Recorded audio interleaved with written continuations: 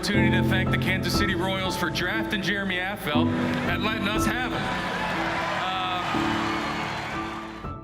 And in June of 1997, I was drafted in the 3rd round by the Kansas City Royals.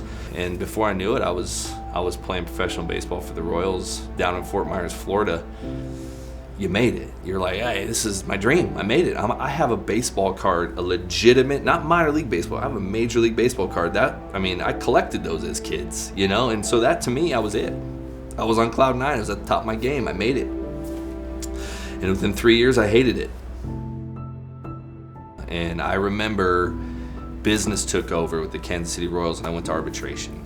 Their lawyers, my lawyers, and we arbitrated and watched a guy literally shred me and tell me how bad of a person I was on the baseball field for the Royals to try to get me to lower what it's going to cost to have me play. And I lost arbitration, and it was devastating to me. I remember the next year I got traded. We had a new GM. He said, I think it's going to be best for you in your career to get a fresh start somewhere else. So I'm trading you. And he traded me to Colorado in 2006. First batter, second pitch, curveball. He hit that ball so far, it almost left the stadium. And I just stared at it and was like, this is not a good first impression. And all you heard, because they didn't have anybody in the crowd at the time, was some guy yells, "Welcome to Colorado." And just like, it can't get any worse. And I just remember sitting in my hotel room, just screaming at God, like, what are you doing? Like, why are you doing this to me? So I just went to bed angry and woke up the next morning, went to Starbucks, and within 30 minutes, my life changed. And I was walking across the street, and there's a Rite Aid right next to the Starbucks, and she was sitting there, and she had a ripped jeans, black eye, split lip, all that stuff. And I just remember looking at her, and she had a cup of noodles shaking and trying to eat this dry cup of noodles. And I touched her shoulder, and she jumped away from me, and I was like, I don't want anything from you. I just want to know if you want something to eat. And so I went into Starbucks. I need some nutrition, and I need some sugar. I walked out, and I handed it to her, and she ripped it from my hands. And I remember her looking up at me and saying thank you.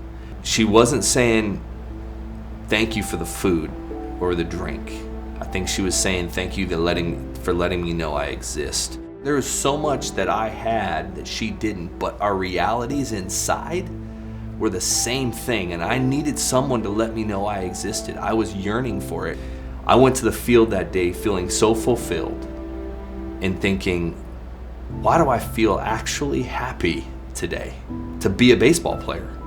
And I remember that conversation I had with God that day.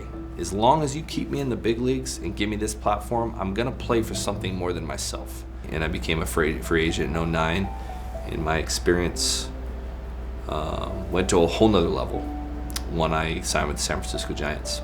And it was amazing, because then I started learning about human trafficking, and now I've started learning about hunger, human trafficking. Started doing stuff in the water crisis area. And in 2009, I was like, hold on, how can I pour back into my community?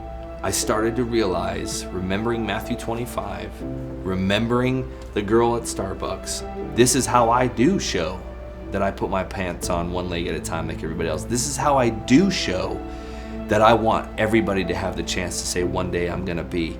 And this is what I'm doing this for. And I want to see a generation that's alive, because they understand life and they get it, and purpose, and they've got a reason to be. What we have tried at Generational Life to do with the programs is give kids a tangible structure on, this is what it feels like to not live for yourself.